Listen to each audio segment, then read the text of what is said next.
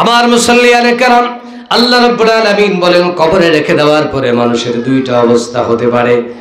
একটা অবস্থা হলো নবীজি বলেন ইন্নামাল কবরু রাউদাতুম মির রিয়াদিল জান্নাহ, জান্নাতের বাগান হয়ে যেতে পারে, অথবা আও হুফরাতুম মিন হুফারিন নার, জাহান্নামের গাড়া হতে পারে। এরপরে আল্লাহ বলেন বান্দা তুমি যদি জাহান্নামী হয়ে যাও, আর যদি আমাদেরকে কবরস্থ করা হয় আর আমরা যদি জাহান্নামী হয়ে যাই, গুনাহগার যদি হয়ে যাই, আল্লাহ কোরআনে বলছেন লাহুম মিন জাহান্নাম মিহাদুম ওয়া মিন ফাওকিহিম গাওয়াশ। নিশ্চয় তোমার কবরে যদি তুমি নেককার না হও, তাহলে তোমার কবরের নিচে জাহান্নামের আগুনের বিছানা জ্বালায়া দেওয়া হবে।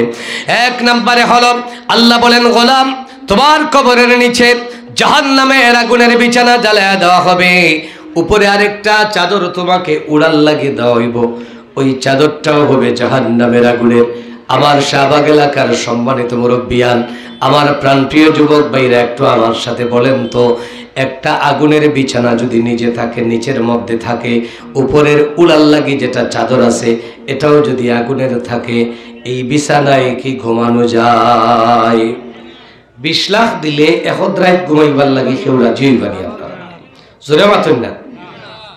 আমি বললাম আপনাদেরকে 20 লক্ষ টাকা দেওয়া হবে, এরকম একটা বিছানা, 4 নিচ হবে আগুনের, উপরটা হবে আগুনের, এখানে আপনাকে শোয়া লাগবে।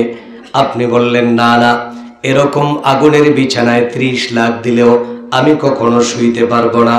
আমার মুসল্লিয়ানে কেরাম, আমার প্রাণপ্রিয় যুবক ভাইয়েরা, তাহলে এবার বলেন আমরা যখন মরে যাব, ইন্তেকাল করব, কবরে যাওয়ার পরে যদি আল্লাহ ওয়ালা হয়ে দিনদার হয়ে মরতে না পারি, তাহলে জাহান্নামের আগুনের বিছানা আছে না নাই?